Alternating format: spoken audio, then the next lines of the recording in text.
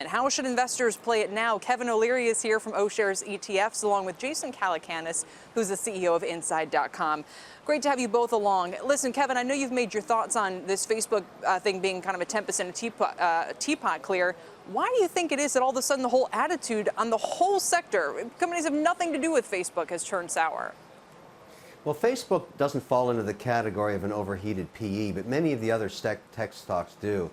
Tesla, I've always said, is an automotive company trading at a stratospheric price, and I'm guilty of having bought the product recently. I love the product. I'll never buy the stock because at some point it's going to fall to earth, and maybe it's starting to do that now, and it'll trade at 11 to 14 times like other automotive companies do. So that's the risk. I think the PEs in tech, name by name obviously, are still very high, and people are saying I want to compress those because there's all kinds of new risk.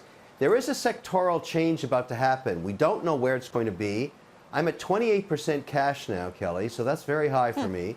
And I've been sniffing around energy. I am fascinated by the price of oil doing very, very well while all the underlying names aren't working. Exxon, Schlumberger, Chevron, they're not working. And I think if you get it right, if you can get the sectoral move right, you pick up 5 to 7% in capital appreciation and succulent dividend yields as high as 4%.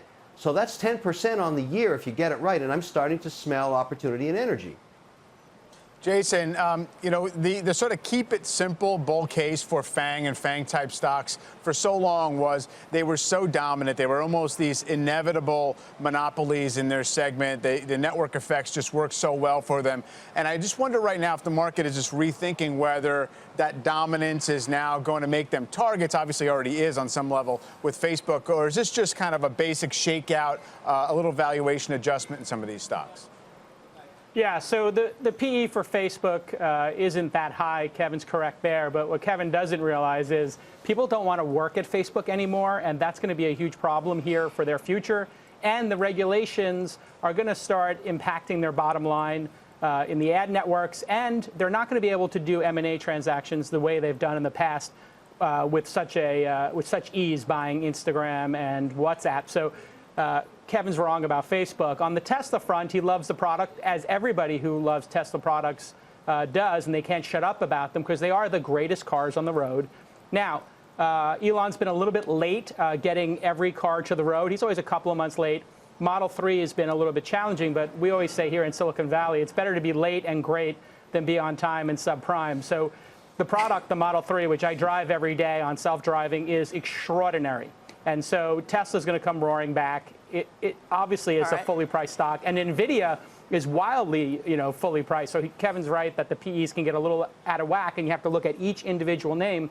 And if you look at Nvidia, wow, they're going to really get their butts kicked over the next couple of months because cryptocurrency has lost 2/3 of its value, and nobody wants to buy crypto anymore. And that was a big part of Nvidia's story. Self-driving, obviously, is going to take a little bit of a pause as we adjust and investigate some of these crashes. That's not good for them. And so NVIDIA's got some big challenges. Also, VR was going to be their big push, and nobody's buying VR goggles. Nobody cares about VR, and that's dead on arrival for the 5th time probably. So NVIDIA's in trouble for sure. Kevin, you mentioned energy, which I don't know if it's your roots there, but is it a sector where, listen, the oil price has been going up, but is it for the right reasons, quote unquote? I mean, it started a little bit when, Trump brought John Bolton into his cabinet, and some concerns about if there's a flare-up, geopolitically speaking. So I don't know. I mean, and if you were to put market timing aside, is this a space that you'd feel comfortable being for a long time?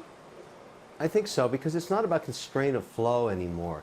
The Saudis want to work with the Russians, but none of that stuff is mattering. It's actual use, and demand is increasing slowly as GDP growth continues in the Asian markets at north of 5%.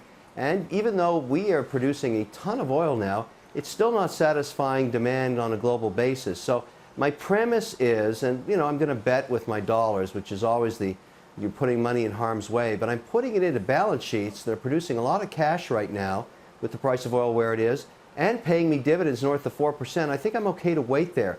And I want to fight back a little bit on Facebook management and the quality of people. I do a lot of work with Facebook across all my portfolio companies. They're the best managed company in social media. They're miles ahead of everybody else.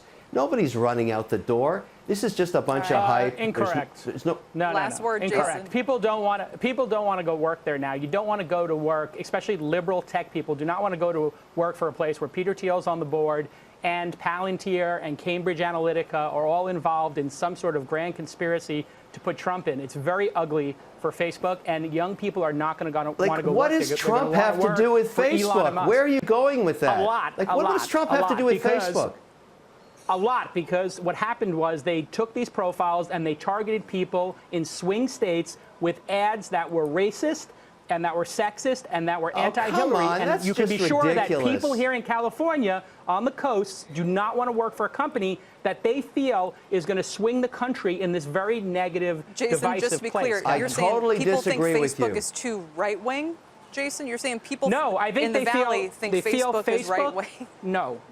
It's not right-wing. They're all pro-Hillary. They were all donating to Hillary. The problem is the company what does politics have to do with this? Who cares, Hillary? I'll tell you what it has to do with it. Let me explain to you, Kevin. When you go to a party in Silicon Valley and you say, I work for Facebook, you know what they tell you? Everybody looks and goes, I'm sorry you work at Facebook. What a terrible place to work. People don't want to work at that company. That's the truth. By the way, even if that's true, Facebook. Jason, one point which I think Strategas makes well is you can compare Facebook, I know they're not going to like this, to an Altria, okay, after the regulatory hammer came down on the cigarette space. And look how well those investments did, including under administrations like the Obama administration, which you'd think would be unfriendly to them. Thank you for making my point. Who wants to go work for a cigarette company? You want to work for a cigarette company? No.